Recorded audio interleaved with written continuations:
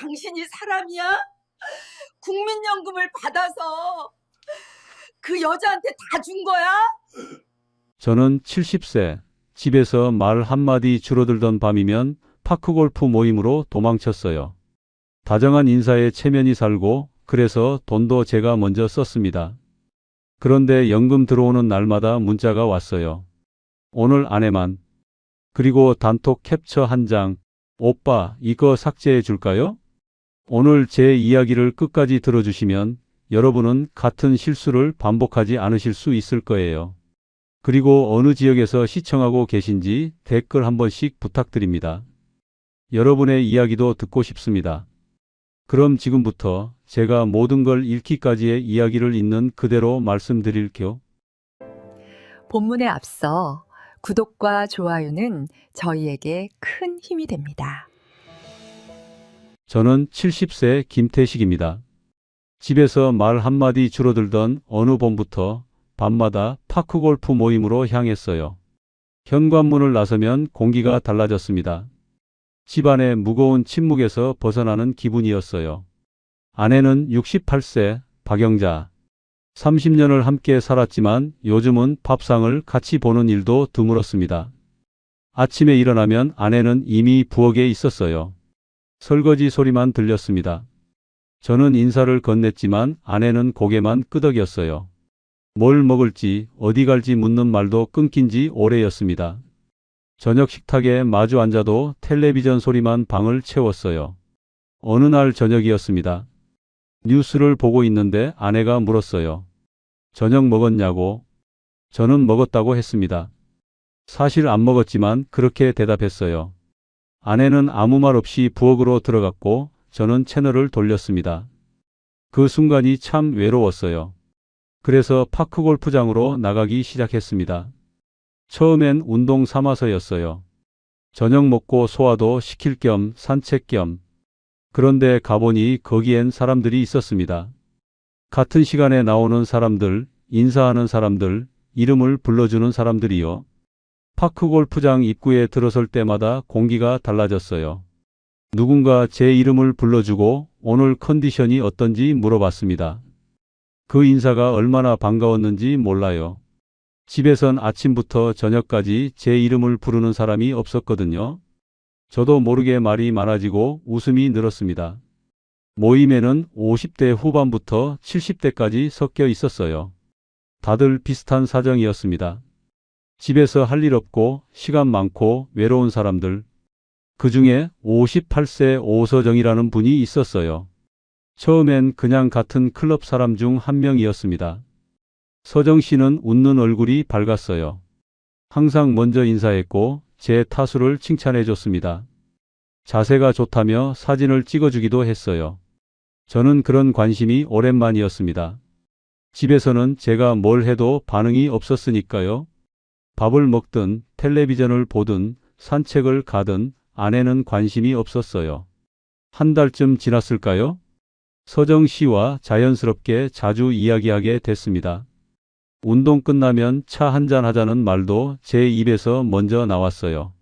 근처 카페로 갔습니다. 커피를 마시면서 이런저런 이야기를 나눴어요. 날씨, 운동, 건강, 자식들 얘기. 서정 씨는 이혼했다고 했어요. 5년 전에 남편과 헤어졌고 혼자 산다고 했습니다. 자식은 없고 가족도 멀리 있다고 했어요. 그 말을 들으니 제가 더 외롭게 느껴졌습니다. 저는 적어도 아내가 있잖아요. 근데 서정 씨는 정말 혼자였어요. 처음엔 커피값이었습니다. 3,000원, 5,000원. 제가 낼게요 하면 서정 씨는 미안해하면서도 고마워했어요. 다음엔 제가 낼게요 라고 말했지만 다음에도 제가 냈습니다. 그 반응이 좋았어요. 누군가에게 필요한 사람이 된 기분이었습니다. 점점 커피가 식사로 바뀌었어요. 저녁 먹고 나왔으니까 배는 안 고팠지만 서정 씨가 저녁 안 먹었다고 하면 같이 먹자고 했습니다. 한 번에 2만 원, 3만 원. 그 정도는 괜찮다고 생각했어요. 국민연금이 매달 350만 원 들어오니까요. 식사 후엔 택시비도 제가 냈습니다. 서정 씨 집까지 바래다 주고 다시 저희 집으로 오는 비용.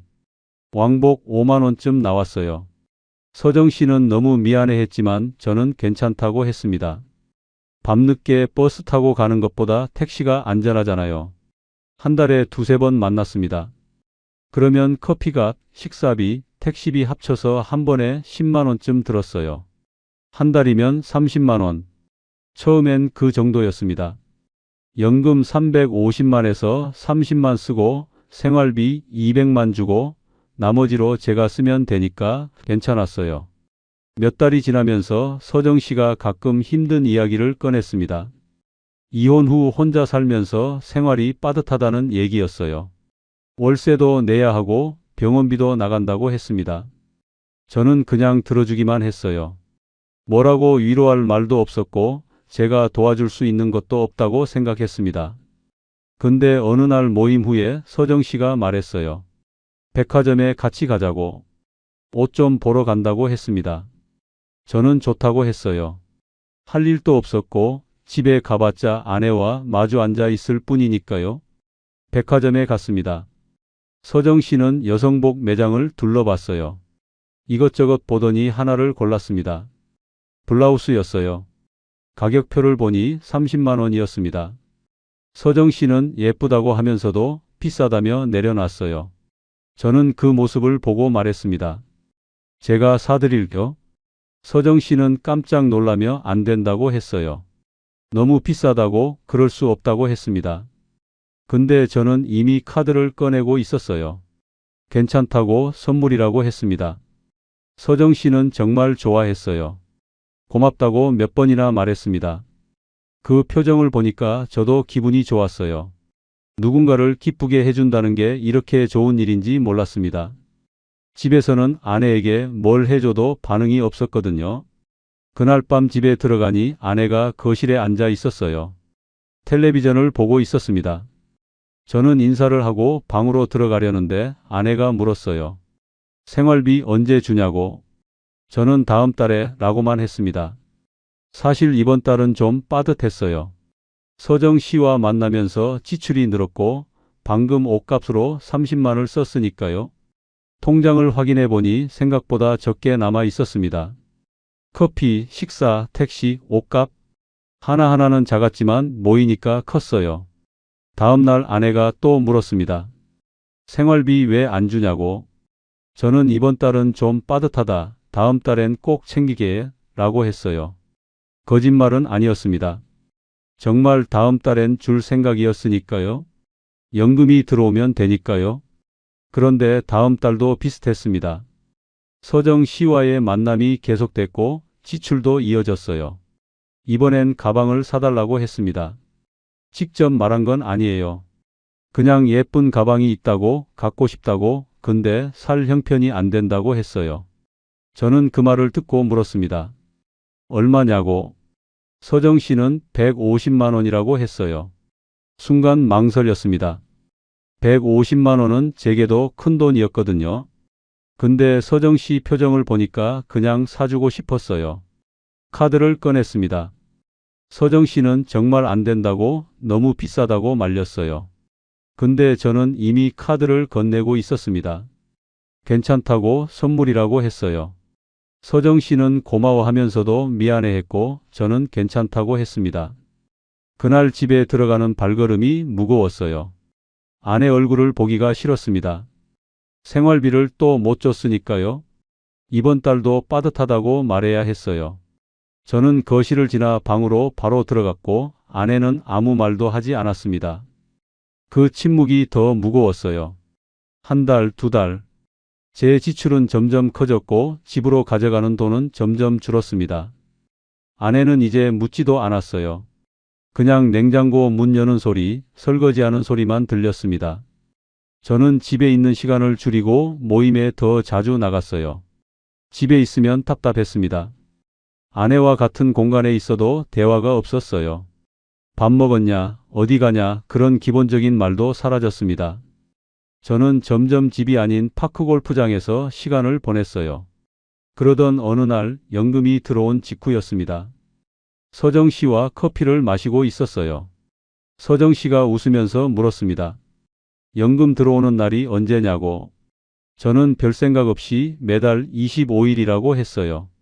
서정 씨는 고개를 끄덕이면서 말했습니다. 그럼 그날만 맞춰서 도와줄 수 있냐고. 저는 무슨 도움이냐고 물었어요. 서정 씨는 생활비가 좀 빠듯해서 한 달에 조금씩만 도와주면 큰 힘이 될 것 같다고 했습니다. 금액은 얼마쯤이면 되냐고 물었더니 한 달에 250만 원 정도면 정말 큰 도움이 될 것 같다고 했어요. 250만 원. 제 연금의 대부분이었습니다. 저는 그 순간 뭔가 이상하다는 생각이 스쳤지만 서정 씨 얼굴을 보니 그냥 넘어갔어요. 250만 원이면 연금에서 충분히 낼 수 있는 금액이었습니다. 나머지 100만 원으로 생활하면 되니까요. 한두 달만 도와주면 서정 씨가 상황이 나아지겠죠. 저는 알겠다고 했습니다. 서정 씨는 정말 고마워했어요. 눈물까지 글썽이면서 오빠 덕분에 산다고 했습니다. 그 말을 듣고 저는 뿌듯했어요. 누군가에게 이렇게 필요한 사람이라는 게 기분 좋았습니다. 집에 돌아와서 계산기를 두드렸습니다. 연금 350만, 서정 씨 250만, 남은 돈 100만. 여기서 생활비, 공과금, 제 용돈까지 빼면 빠듯했지만 불가능하진 않았어요. 한두 달만 도와주면 되겠지 생각했습니다. 그런데 그날 밤 아내가 방문을 열고 들어왔어요. 오랜만에 제 방에 들어온 거였습니다.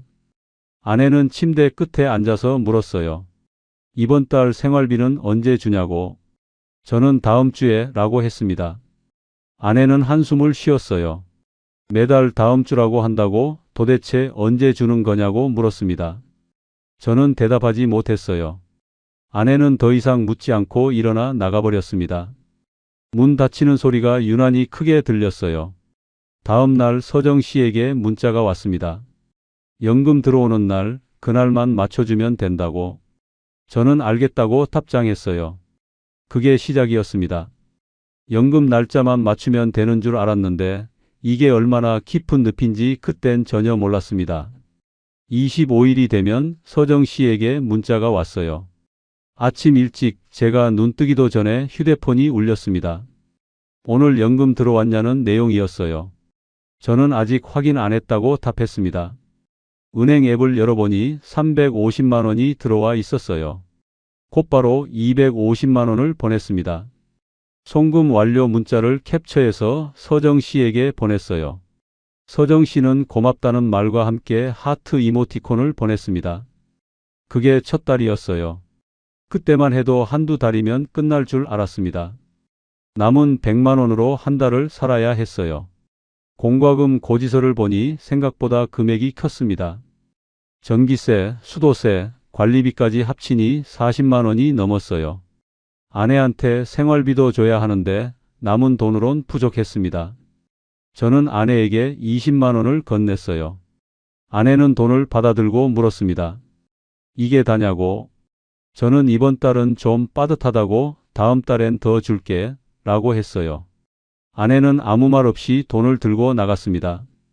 표정이 굳어 있었어요. 그날 저녁 밥상이 차려지지 않았습니다. 아내는 자기 방에 들어가 있었어요. 저는 혼자 라면을 끓여 먹었습니다. 냄비에서 김이 올라오는 걸 보면서 이게 맞나 싶었어요. 근데 이미 250만을 보낸 뒤였습니다. 두 번째 달이 됐습니다. 25일 아침 서정 씨에게 또 문자가 왔어요. 이번 달도 부탁한다는 내용이었습니다. 저는 연금 들어온 걸 확인하고 곧바로 250만 원을 보냈어요. 이제 익숙해졌습니다. 남은 100만 원으로 한 달을 버텨야 했지만 어떻게든 할 수 있을 것 같았어요. 근데 공과금 고지서를 보니 이번 달은 더 많이 나왔습니다. 겨울이라 난방비가 추가됐거든요. 50만 원이 넘었어요.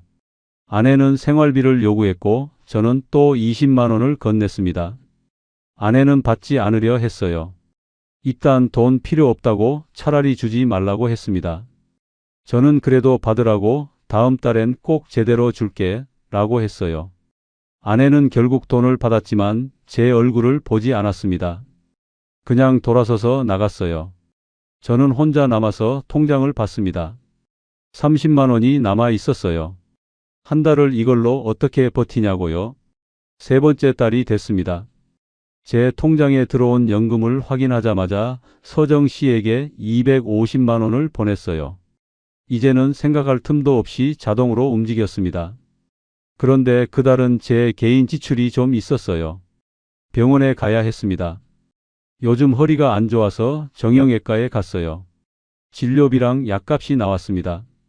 15만 원. 그리고 이가 아파서 치과도 갔어요. 치료비가 20만 원 나왔습니다. 남은 돈으로는 한 달을 버틸 수가 없었어요. 저는 처음으로 현금 서비스를 받았습니다.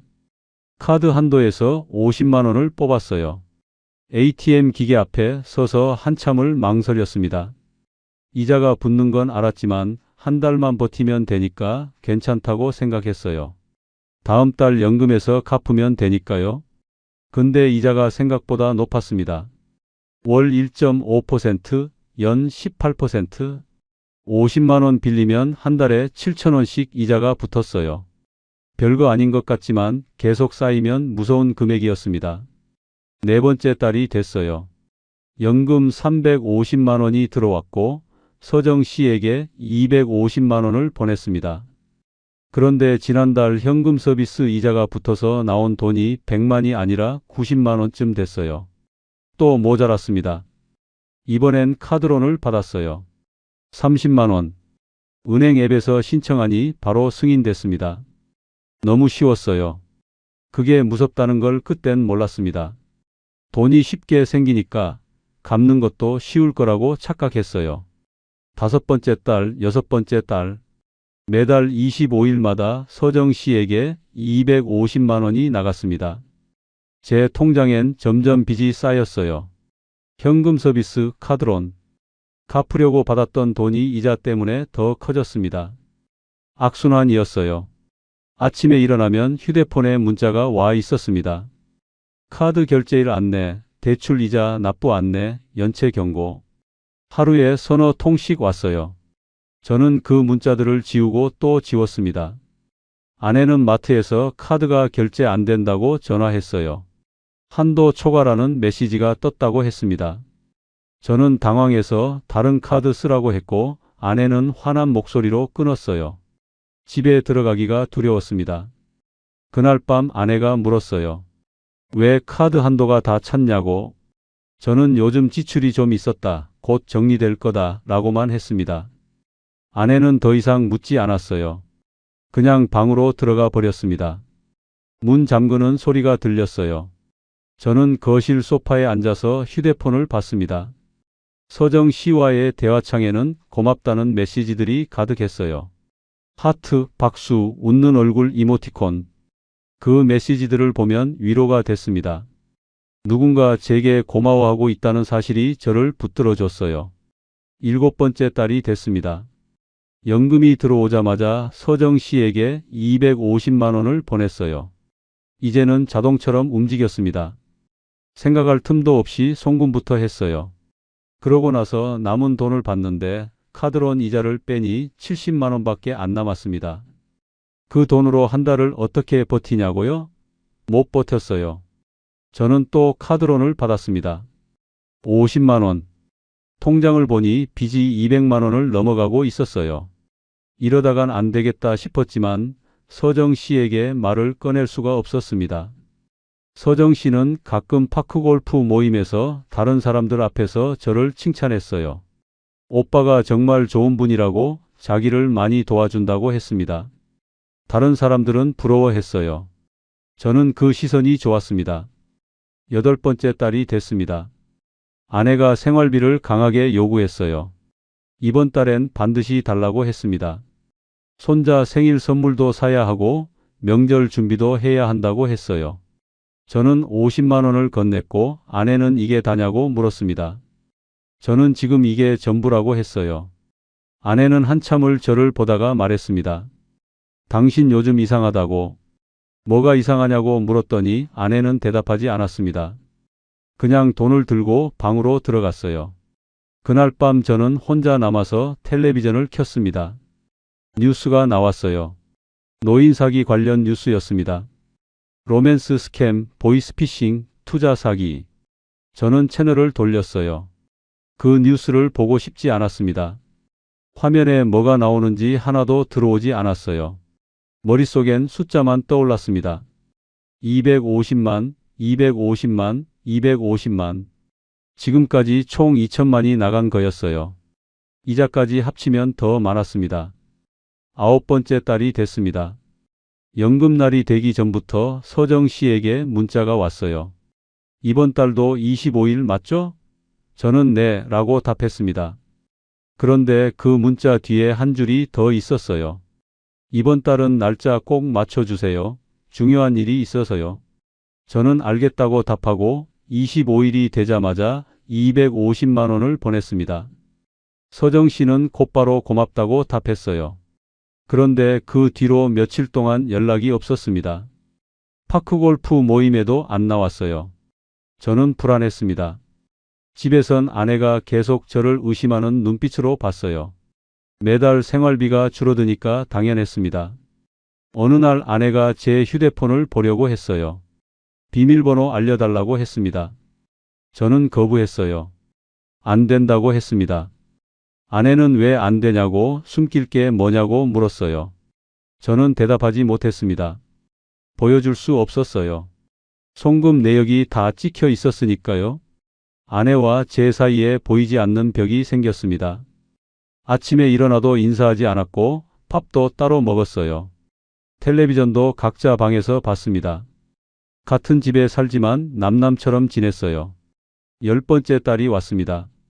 마지막 250만 원을 보냈어요. 이제 총 2,500만 원이 나간 셈이었습니다. 저는 이쯤에서 정리해야겠다고 생각했어요. 서정 씨에게 말을 꺼내려고 모임에 나갔습니다. 그날 서정 씨가 나왔어요. 오랜만에 보는 얼굴이었습니다. 저는 잠깐 이야기 좀 하자고 했고 서정 씨는 좋다고 했어요. 커피숍으로 갔습니다. 제가 먼저 말을 꺼내려는데 서정 씨가 먼저 말했어요. 단톡방 이야기를 꺼냈습니다. 파크골프 모임 단톡방에 제가 올렸던 사진들, 서정 씨와 함께 찍은 사진이 있다고 했어요. 그 사진들 캡처해뒀다면서 휴대폰 화면을 보여줬습니다. 저는 순간 얼어붙었어요. 그게 뭐가 문제냐고 물었습니다. 서정 씨는 문제될 게 없다고 그냥 혹시나 해서 저장해뒀다고 했어요. 그러면서 물었습니다. 이거 삭제해 드릴까요? 목소리는 부드러웠지만 눈빛은 차가웠어요. 저는 아무 말도 못했습니다. 서정 씨는 미소를 지으면서 말했어요. 이번 달도 날짜 맞춰주시죠. 괜찮으시죠? 그 순간 깨달았습니다. 이건 도움이 아니었어요. 이건 처음부터 계획된 거였습니다. 그런데 이미 너무 깊이 들어와 있었어요. 돌아갈 방법이 보이지 않았습니다. 서정 씨는 테이블에 휴대폰을 내려놓고 천천히 커피를 마셨어요. 화면엔 제 얼굴이 보였습니다. 파크골프 모임 단톡방에서 캡처한 사진이었어요. 서정 씨와 제가 나란히 서서 웃고 있는 모습. 날짜를 보니 3개월 전이었습니다. 저는 그 사진을 기억했어요. 좋은 날이었습니다. 날씨도 화창했고 운동도 잘 됐어요. 서정 씨가 사진 찍자고 해서 같이 찍었습니다. 그때만 해도 모든 게 즐거웠어요. 순수하게 좋아서 만나고 좋아서 도와주던 시절이었습니다. 서정 씨가 말했어요. 이 사진 단톡방에선 이미 지워졌지만 자기는 따로 저장해뒀다고. 혹시 필요할까 봐서요. 저는 왜 필요하냐고 물었습니다. 서정 씨는 대답 대신 미소만 지었어요. 커피를 한 모금 마시고 나서 다시 말했습니다. 이 사진 외에도 몇 장 더 있다고. 같이 식사하는 사진, 백화점에서 찍은 사진, 택시 타는 사진. 다 저장해 뒀다고 했어요. 저는 등골이 서늘해졌습니다. 그러면서 물었어요. 이 사진들 삭제해 드릴까요? 저는 그게 무슨 뜻인지 바로 알았습니다. 단톡방 사진이 문제가 아니었어요. 서정 씨 휴대폰에 저장된 사진이 문제였습니다. 그 사진이 어디로 갈지는 서정 씨 마음이었어요. 저는 뭐라고 대답해야 할지 몰랐습니다. 입이 떨어지지 않았어요. 서정 씨는 여유롭게 커피를 마시면서 기다렸습니다. 그 침묵이 길게 느껴졌어요. 저는 그냥 고개만 끄덕였습니다. 다른 선택지가 없었어요. 서정 씨는 그럼 이번 달도 잘 부탁한다고 했습니다. 날짜는 꼭 맞춰달라고, 이번엔 정말 중요하다고 했어요. 저는 알겠다고 했습니다. 커피숍을 나와서 집으로 걸어갔어요. 다리에 힘이 없었습니다. 자꾸 휘청거렸어요. 머릿속이 복잡했습니다. 이걸 어떻게 해야 하나? 누구한테 말해야 하나? 근데 말할 수 있는 사람이 없었어요. 집에 도착하니 아내가 현관에서 기다리고 있었습니다. 휴대폰 알림 받다고 했어요.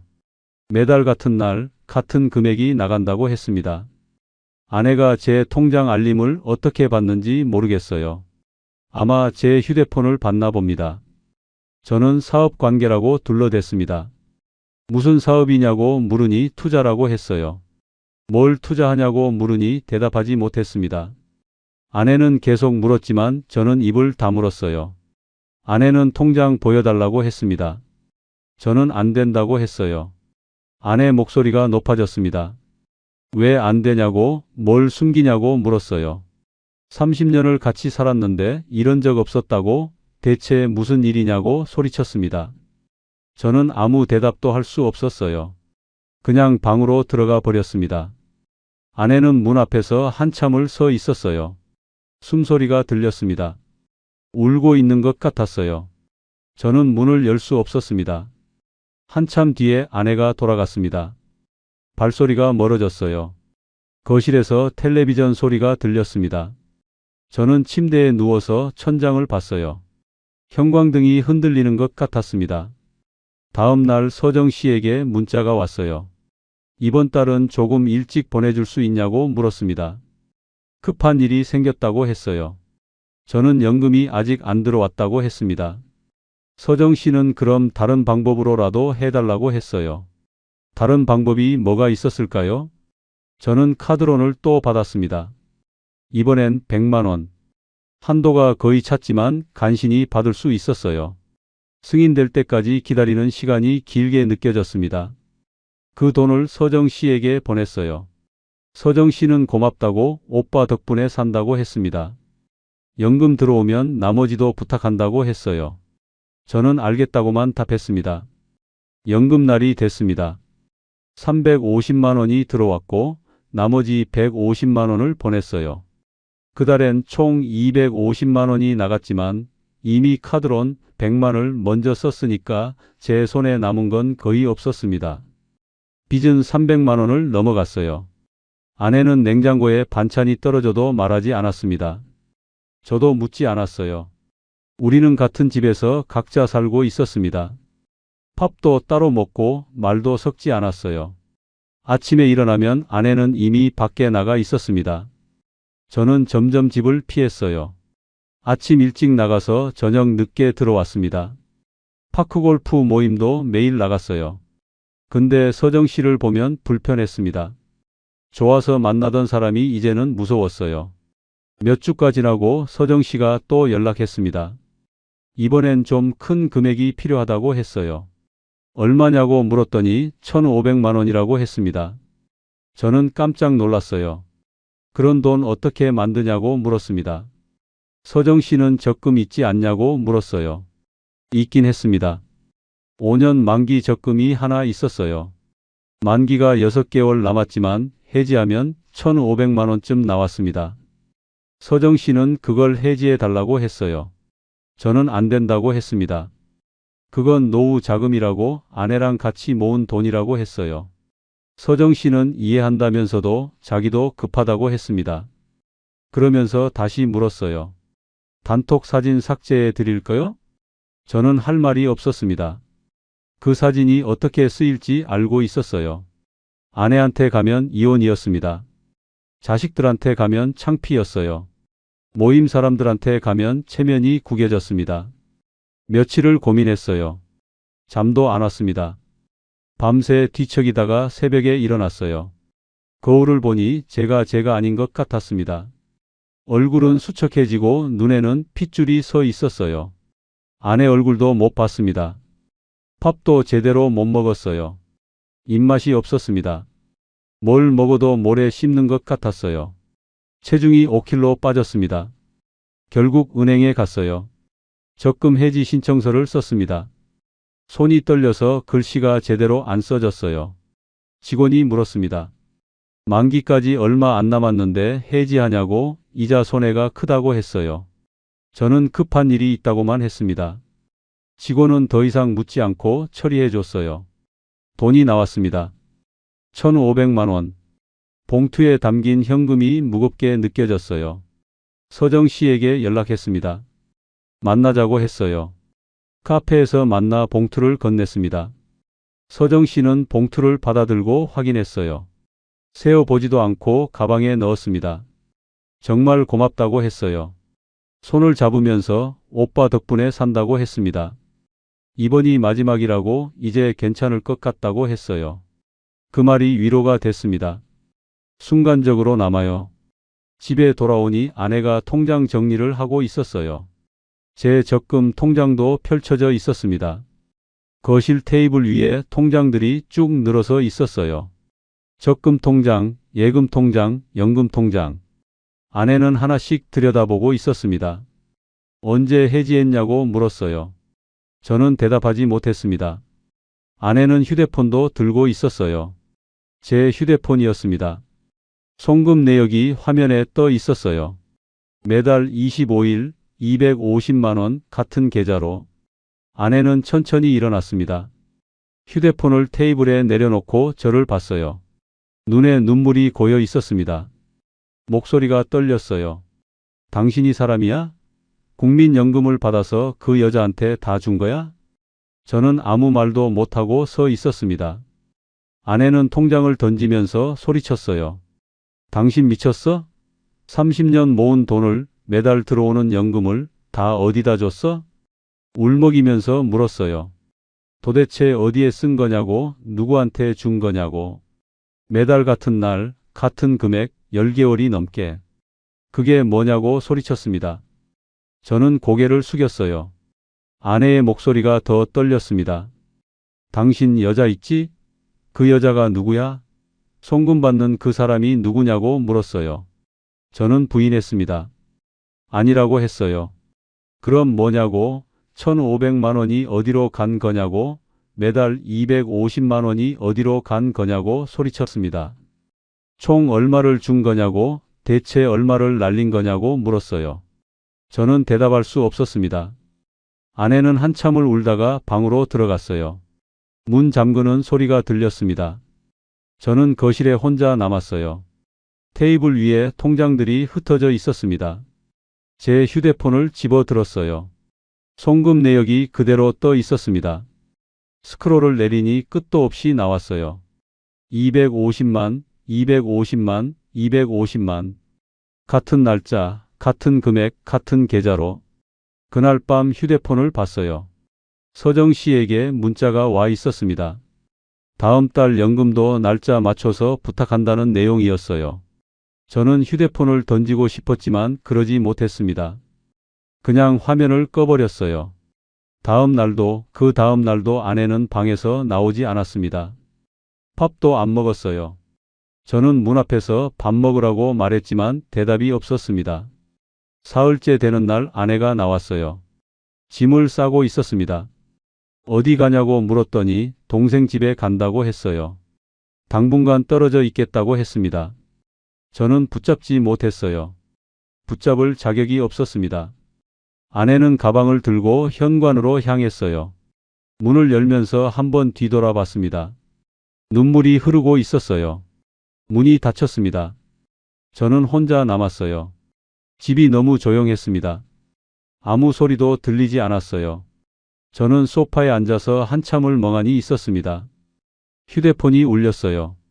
서정 씨였습니다. 받지 않았습니다. 또 울렸어요. 세 번째에 받았습니다. 서정 씨는 왜 전화 안 받냐고 물었어요. 저는 지쳤다고 이제 그만하고 싶다고 말했습니다. 서정 씨는 잠깐 침묵하더니 말했어요. 그럼 단톡 사진 어떻게 할까요? 아내분한테 보내드릴까요? 저는 그 말에 또 무너졌습니다. 안 된다고 제발 그러지 말라고 애원했어요. 서정 씨는 그럼 다음 달도 잘 부탁한다고 했습니다. 전화를 끊었어요. 아내가 어느 날 또 물었습니다. 전화로 물었어요. 매달 같은 날 왜 돈이 나가냐고. 송금 내역을 다 봤다고 했습니다. 저는 더 이상 거짓말할 기력도 없었어요. 그냥 사정이 있다고만 했습니다. 아내는 무슨 사정이냐고 따져 물었습니다. 말 안 하면 이혼하겠다고 했어요. 저는 그래도 말하지 않았습니다. 말할 수 없었어요. 이미 너무 깊이 들어왔습니다. 아내는 더 이상 제게 생활비를 요구하지 않았습니다. 대신 자기 돈으로 장을 봤어요. 아내도 노인연금이 조금 나왔습니다. 그 돈으로 근근히 살림을 꾸렸어요.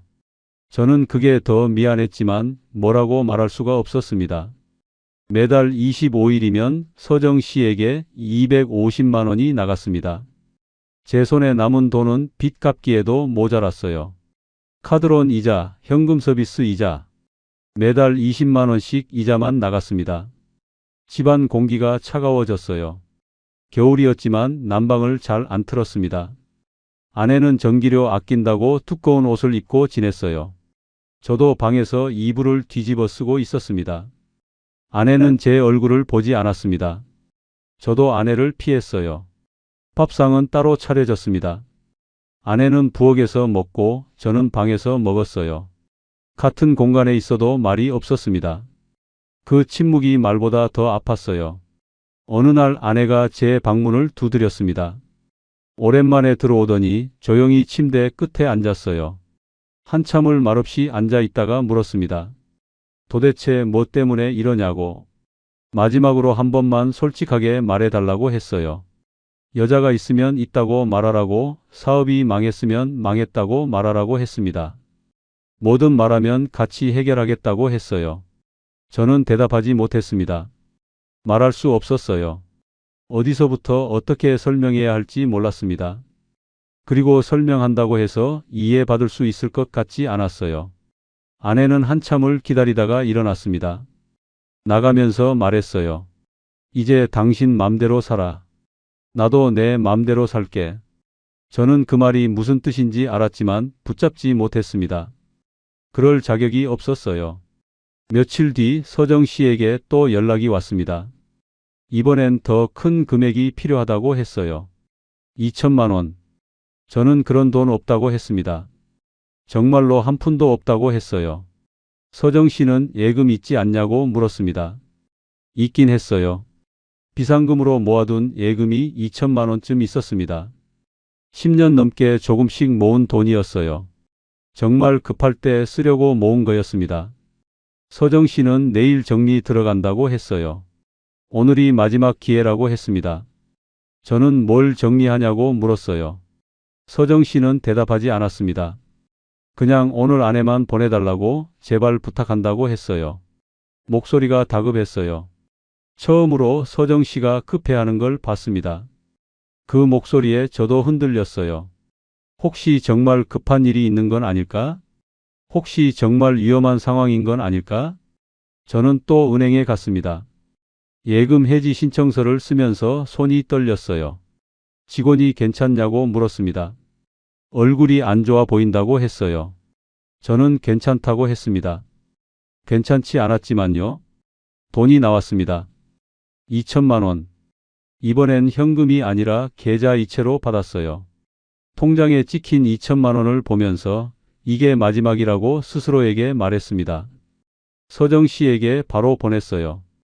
2천만 원 전액. 서정 씨는 정말 고맙다고 오빠 은혜 평생 잊지 않겠다고 했습니다. 이제 정말 괜찮다고 더 이상 부탁 안 하겠다고 했어요. 저는 그 말을 믿고 싶었습니다.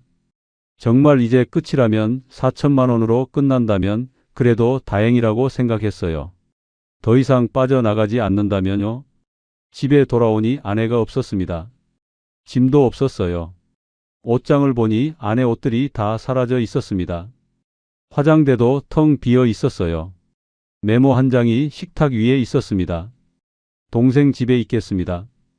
당분간 연락하지 마세요. 그게 전부였어요. 저는 그 메모를 들고 한참을 서 있었습니다. 손이 떨렸어요. 혼자 남은 집은 더 조용했습니다. 냉장고 여는 소리도 설거지 소리도 없었어요. 저는 혼자 라면을 끓여 먹으면서 이게 맞나 싶었습니다. 근데 이미 돌아갈 수 없었어요. 일주일이 지났습니다.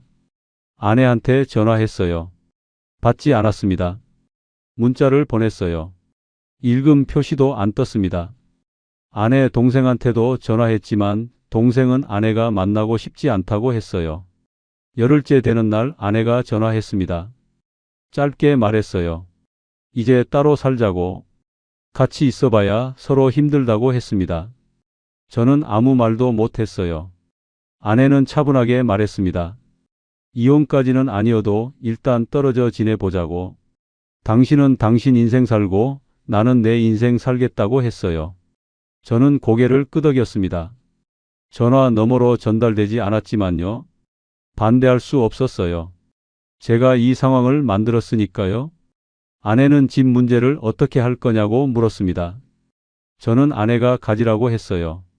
제가 나가겠다고 했습니다. 아내는 잠깐 침묵하더니 말했어요.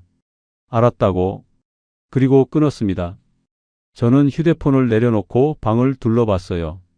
30년을 산 집이었습니다. 이제 나가야 했어요. 짐을 싸기 시작했습니다. 옷장을 열었어요. 옷들이 많았습니다. 근데 가져갈 건 별로 없었어요.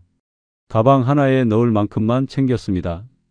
옷 몇 벌, 세면도구, 약. 서랍을 뒤지니 오래된 사진들이 나왔어요. 아내와 결혼식 사진, 신혼여행 사진, 아이들 어렸을 때 사진. 저는 그 사진들을 보면서 울었습니다. 언제부터 이렇게 된 걸까요? 다음 날 서정 씨에게 전화가 왔어요. 이번 달 연금도 잘 부탁한다고 했습니다. 저는 집 나가야 한다고 지금 그럴 상황이 아니라고 말했어요. 서정 씨는 잠깐 침묵하더니 말했습니다. 그건 오빠 일이고 약속은 지켜야 한다고. 연금 들어오면 보내달라고 했어요. 저는 전화를 끊어버렸습니다. 며칠 동안 연락을 안 받았어요. 그랬더니 문자가 왔습니다. 사진 이야기였어요. 아내분 연락처 알고 있다고 보내드릴까요? 저는 그 문자를 보고 무너졌습니다. 결국 연금날에 250만 원을 보냈어요. 이제 총 4천만 원이 넘게 나간 셈이었습니다. 월 250만 10개월에 적금 1,500만, 예금 2천만. 통장을 보니 빚이 500만 원을 넘어가고 있었어요. 갈 곳을 찾아야 했습니다. 원룸을 알아봤어요. 보증금 1,000만에 월세 50만. 제게는 그것도 버거웠습니다. 고시원을 알아봤어요. 한 달에 40만 원. 그것도 부담이었어요. 결국 모텔을 알아봤습니다. 장기 투숙하면 한 달에 60만 원쯤 나왔어요. 일단은 그게 최선이었습니다. 짐을 쌌어요. 가방 하나에 다 들어갔어요. 30년 살던 집을 나서면서 뒤돌아보지 않았습니다. 볼 용기가 없었어요. 그냥 가방을 들고 걸었습니다. 어디로 가는지도 모르고 걸었어요. 모텔을 찾아다녔습니다. 몇 곳을 들렀어요. 너무 낡았거나 너무 시끄럽거나 너무 비쌌습니다. 5번째 모텔에서 결정했어요. 그나마 조용했고 가격도 괜찮았습니다. 프론트에서 신분증을 내밀었어요. 직원이 물었습니다. 며칠 묵으실 거냐고. 저는 일단 한 달이라고 했어요. 직원은 고개를 끄덕이고 열쇠를 건넸습니다. 방 번호는 307호였어요. 3층 복도 끝에 있었습니다. 문을 열고 들어가니 좁았어요. 침대 하나, 책상 하나, 작은 화장실. 그게 전부였습니다. 창문을 열었어요. 밖이 보였습니다. 주차장이 보이고 그 너머로 건물들이 보였어요. 저는 그 풍경을 보면서 생각했습니다. 이게 제 인생이 된 거구나. 짐을 풀었어요. 가방에서 옷을 꺼내 옷걸이에 걸었습니다. 세면도구를 화장실에 놓았어요. 약을 책상 위에 놓았습니다. 그게 제 전부였어요. 침대에 앉았습니다. 스프링이 삐걱거렸어요. 누워봤습니다. 천장이 보였어요. 페인트가 군데군데 벗겨져 있었습니다. 형광등이 윙윙거렸어요. 휴대폰을 봤습니다. 아내한테서 문자가 와 있었어요. 짐 다 챙겼냐고 집 열쇠는 우편함에 넣어두라고 했습니다. 저는 답장하지 않았어요. 뭐라고 써야 할지 몰랐습니다. 밤이 됐습니다. 모텔 간판 불빛이 켜졌어요. 형광등 초록색, 빨간색. 깜빡거렸습니다. 복도에서 소음이 들렸어요. 누군가 웃고, 누군가 싸우고, 누군가 울었습니다. 저는 그 소리를 들으면서 잠들었어요. 아니, 잠든 척 했습니다. 눈을 감았지만 잠은 오지 않았어요. 머릿속이 복잡했습니다. 숫자들이 떠올랐어요. 250만, 250만, 1500만, 2000만. 다음 날 아침 모텔 프론트에서 전화가 왔어요. 월세 내라고 했습니다. 60만 원. 카드를 꺼냈어요. 한 번에 안 됐습니다. 한도 초과. 다른 카드를 꺼냈어요. 간신히 됐습니다. 이렇게 한 달을 살았어요. 모텔 방에서 혼자서 아무도 모르게. 밖에 나가지 않았습니다. 밥도 편의점에서 사 먹었어요. 컵라면, 삼각김밥. 그게 제 끼니였습니다. 모텔 방은 점점 좁게 느껴졌습니다. 창문도 작고 벽은 얇았어요. 복도에서 들리는 소음, 옆방 텔레비전 소리, 위층에서 뛰는 소리. 다 들렸습니다. 저는 그 방에서 며칠을 보냈어요. 밖에 나가지 않았습니다. 나갈 곳도 없었고 만날 사람도 없었어요. 하루 종일 침대에 누워서 천장만 봤습니다. 페인트 벗겨진 자국을 세었어요. 하나, 둘, 셋. 27개였습니다. 밥은 편의점에서 사 먹었어요. 컵라면, 삼각김밥, 도시락. 하루에 한 끼만 먹었습니다. 배가 고프지 않았어요. 입맛이 없었습니다. 억지로 먹었지만 다 먹지 못했어요. 체중이 더 빠졌습니다. 거울을 보니 뼈가 드러났어요. 얼굴은 푹 꺼졌고 눈은 움푹 들어갔습니다. 제가 아닌 것 같았어요. 70세 노인이 아니라 80세처럼 보였습니다. 그러던 어느 날 서정 씨에게 전화가 왔습니다. 여러 번 울렸어요. 저는 받지 않았습니다. 문자가 왔어요. 급하다고 꼭 받아달라고 했습니다. 저는 무시했어요. 전화가 계속 왔습니다. 하루에 10번, 20번. 저는 결국 받았어요. 서정 씨는 급하다고 했습니다. 3일 안에 2,500만 원이 필요하다고 했어요. 저는 그런 돈 없다고 했습니다. 이제 정말 한 푼도 없다고 말했어요. 서정 씨는 대출 받을 수 있지 않냐고 물었습니다. 저는 이미 빚이 너무 많다고 더 이상 대출이 안 된다고 했어요. 서정 씨는 알아보라고 했습니다. 꼭 알아보라고 정말 급하다고 했어요. 3일 안에만 정리하면 조용해진다고 서류만 끝내면 된다고 했습니다. 저는 알겠다고 했어요. 그리고 전화를 끊었습니다.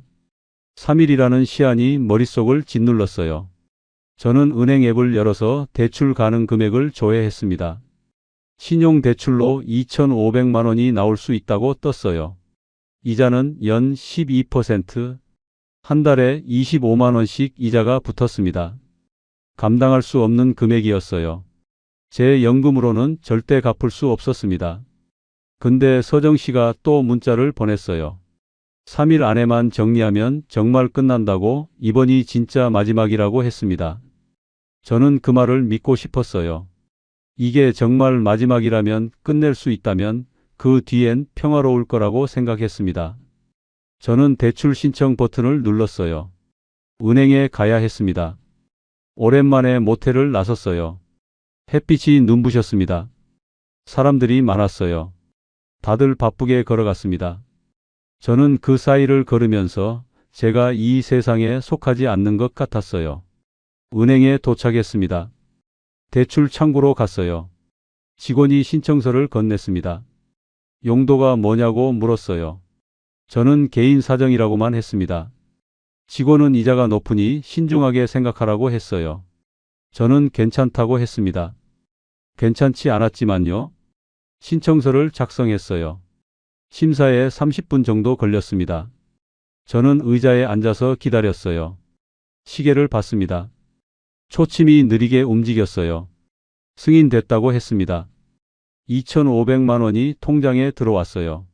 저는 그걸 확인하고 바로 서정 씨에게 보냈습니다.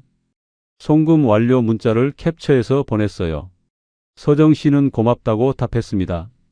정말 고맙다고, 오빠 은혜 절대 안 잊겠다고 했어요. 그리고 이제 정리됐다고, 이제 괜찮다고 말했습니다. 저는 안도했어요. 이제 끝났다고 생각했습니다. 모텔로 돌아왔어요. 침대에 누웠습니다. 몸에 힘이 하나도 없었어요. 눈을 감았습니다. 잠이 왔어요.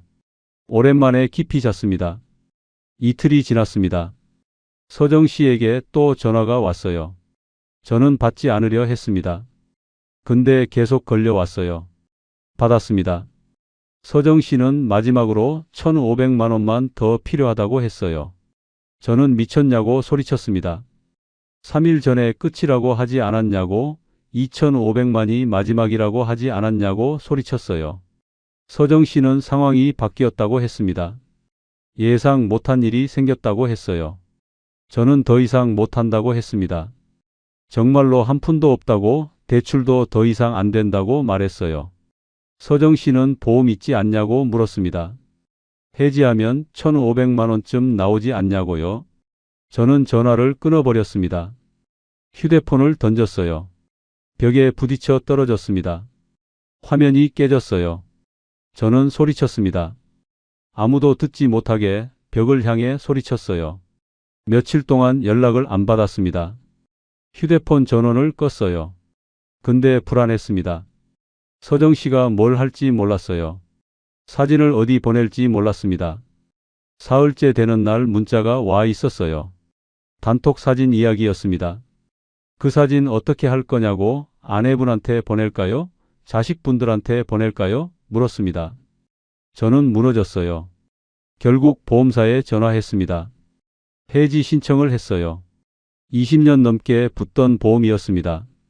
노후를 위해 아프면 쓰려고 든 보험이었어요. 해지 환급금이 1,500만 원 나왔습니다. 저는 그걸 받아서 서정 씨에게 보냈어요. 이제 총 1억이 나간 셈이었습니다. 계산했어요. 월 250만, 10개월 2,500만, 적금 1,500만, 예금 2,000만, 대출 2,500만, 보험 1,500만. 1억. 제 전 재산이었습니다. 30년 일하고 모으고 저축한 돈. 다 날아갔어요. 저는 통장을 봤습니다. 잔액이 거의 없었어요. 빚만 800만 원 넘게 남아 있었습니다. 그제야 정신이 들었어요. 저는 휴대폰으로 제 거래 내역을 다 확인했습니다. 서정 씨에게 보낸 돈이 어떻게 나갔는지 추적해 봤어요. 계좌가 여러 개였고 명목도 제각각이었습니다. 어떤 건 식사비, 어떤 건 대출 상환, 어떤 건 병원비, 어떤 건 가족 지원. 다 거짓말이었어요. 저는 퍼즐 조각을 맞추듯 하나씩 확인했습니다. 이게 처음부터 계획된 구조였다는 걸 깨달았어요.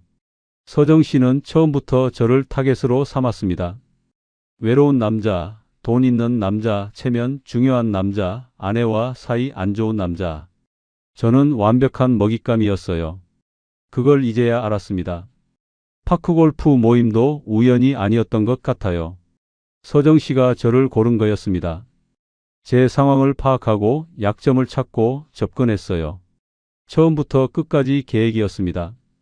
저는 바보였어요. 외로움에 속고 관심에 속고 체면에 속았습니다.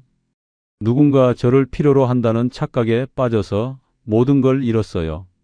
아내에게 전화가 왔습니다. 변호사 통해서 이혼 서류 보낸다고 했어요. 재산 분할은 집만 아내가 가지고 나머지 빚은 제가 지기로 했습니다.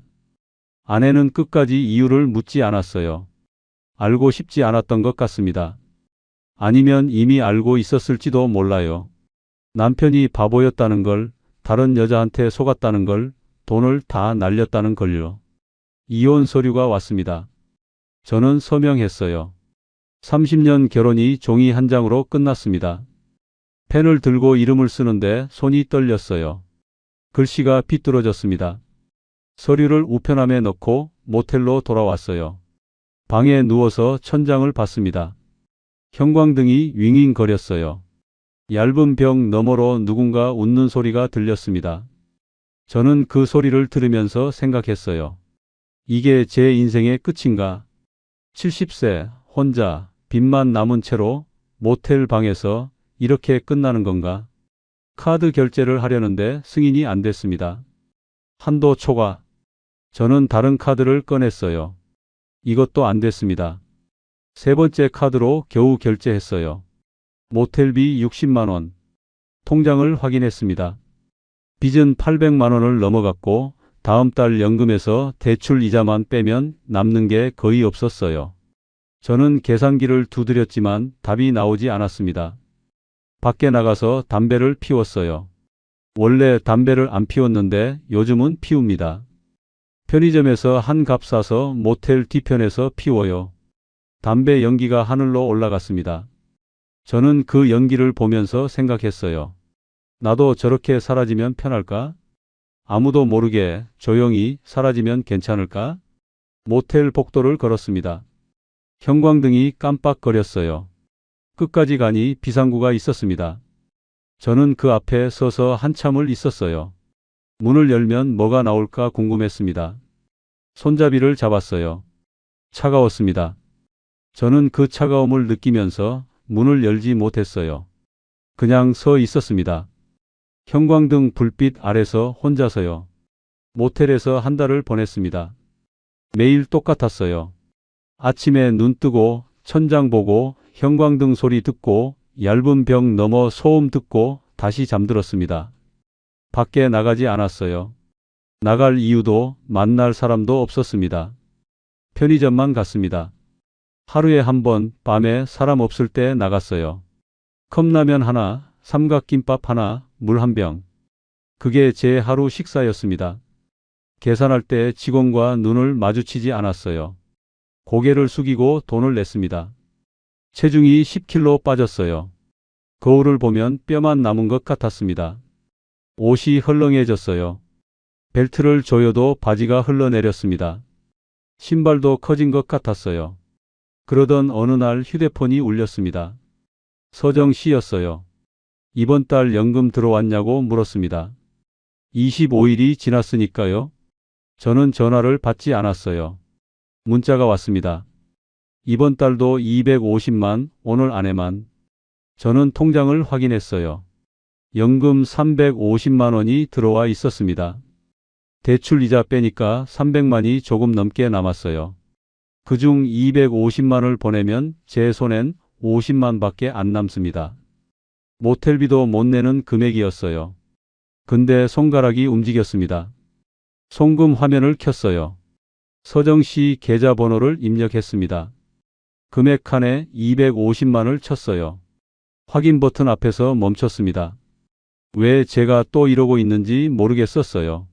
집도 없고 아내도 떠났고 전 재산 1억이 날아갔고 빚만 800만 남았는데 그래도 보내려는 제가 이해가 안 됐습니다. 근데 손가락은 버튼 위에 있었어요. 서정 씨에게 전화가 또 왔습니다. 이번엔 받았어요. 서정 씨는 물었습니다. 보냈냐고? 저는 대답하지 않았어요. 서정 씨는 빨리 보내라고 오늘 안에 필요하다고 했습니다. 저는 물었어요. 언제까지 이러냐고? 서정 씨는 잠깐 침묵하더니 말했습니다. 오빠가 끊으면 끝나는 거 아니에요? 그 말에 저는 얼어붙었어요. 맞았습니다. 제가 끊으면 끝이었습니다. 근데 전 끊지 못했어요. 외로웠습니다. 서정 씨가 유일하게 제게 연락하는 사람이었어요. 비록 돈 때문이지만 그래도 제 번호를 알고 있는 사람이었습니다. 제 존재를 아는 사람이었어요. 아내는 떠났습니다. 자식들도 연락 안 합니다. 친구도 없어요. 파크골프 모임 사람들도 이제 안 만납니다. 제가 사라져도 아무도 모를 거예요. 근데 서정 씨는 매달 25일이면 연락합니다. 그게 저를 붙들었어요. 누군가 제가 살아있는지 확인하는 사람, 제 이름을 부르는 사람, 제게 연락하는 사람. 비록 돈 때문이지만 그게 저를 이 세상에 연결시켜줬습니다. 전화를 끊었어요. 송금 화면을 또 봤습니다. 250만. 확인 버튼. 저는 한참을 그 화면을 보고 있었어요. 누르면 끝입니다. 아니, 안 누르면 끝이었습니다. 창문 밖을 봤어요. 해가 지고 있었습니다. 주황색 하늘이 보였어요. 모텔 간판 불빛이 켜졌습니다. 형광등 초록색, 빨간색. 깜빡거렸어요. 저는 그 불빛을 보면서 생각했습니다. 지난 1년을 돌아봤어요. 파크 골프장에서 웃고 있던 제 모습, 서정 씨와 커피 마시던 날들, 처음 돈을 건넸을 때의 뿌듯함. 그게 언제부터 잘못된 건지 모르겠었어요. 아니, 알고 있었습니다. 처음부터 잘못됐어요. 외로움을 돈으로 메우려 했고 관심을 살 수 있다고 착각했습니다. 체면 때문에 멈추지 못했고 약점 때문에 끊지 못했어요. 서정 씨만 나쁜 사람이 아니었습니다. 저도 공범이었어요. 제가 스스로 문을 열어줬고 제가 계속 돈을 보냈습니다. 협박당했다고 생각했지만 사실 저는 언제든 끊을 수 있었어요. 경찰에 신고할 수 있었습니다. 아내한테 말할 수 있었어요. 자식들한테 도움을 청할 수 있었습니다. 근데 하나도 안 했어요. 왜냐하면 부끄러웠으니까요. 창피했으니까요. 70세 노인이 50대 여자한테 속았다는 게 창피했습니다. 외로워서 돈을 줬다는 게 부끄러웠어요. 그래서 숨겼습니다. 계속 돈을 보내면서 끝날 거라고 착각하면서 혼자 감당하려 했어요. 결국 모든 걸 잃었습니다. 집, 아내, 돈, 체면 다 잃었어요. 이제 남은 건 모텔 방 하나, 빚 800만, 그리고 매달 들어오는 연금 350만 뿐입니다. 휴대폰을 들었어요. 연락처에서 서정 씨 이름을 찾았습니다. 차단 버튼이 보였어요. 누르면 끝이었습니다. 더 이상 문자도 안 오고 전화도 안 올 거예요. 근데 손가락이 떨렸습니다. 차단하면 정말 아무도 없어요. 완전히 혼자가 됩니다. 그게 두려웠어요. 70세 혼자 모텔에서 아무도 모르게 사라질 수도 있는 제가 무서웠습니다. 이 나이에 혼자 죽으면 누가 알까요? 모텔 직원이 월세 안 나온다고 문 두드릴 때까지 아무도 모를 거예요. 며칠이 걸릴까요? 일주일? 한 달? 시체가 썩을 때까지? 그 생각을 하니 더 무서웠습니다. 서정 씨라도 연락하면 제가 살아있다는 증거였어요. 제가 아직 이 세상에 존재한다는 증거였습니다. 그래도 손가락을 움직였어요. 차단 버튼 위로 갔습니다. 한 번만 누르면 돼요. 그럼 끝이에요. 저는 숨을 깊게 들이쉬었습니다. 복도에서 누군가 웃는 소리가 들렸어요. 젊은 커플인 것 같았습니다. 행복해 보이는 웃음이었어요. 옆방 텔레비전에서 드라마 음악이 흘러나왔습니다. 저는 그 소리를 들으면서 차단 버튼을 보고 있었어요. 누르기만 하면 되는데 손가락이 움직이지 않았습니다. 연금 계좌를 정리해야 했어요. 자동 이체도 다 끊어야 했습니다. 서정 씨가 제 연금날을 아는 한 이건 계속될 거였어요. 저는 은행 앱을 열었습니다. 자동이체 목록을 봤어요. 아무것도 없었습니다. 애초에 자동이체가 아니었어요. 제가 매번 수동으로 보냈던 겁니다. 그 사실을 깨닫고 허탈했어요.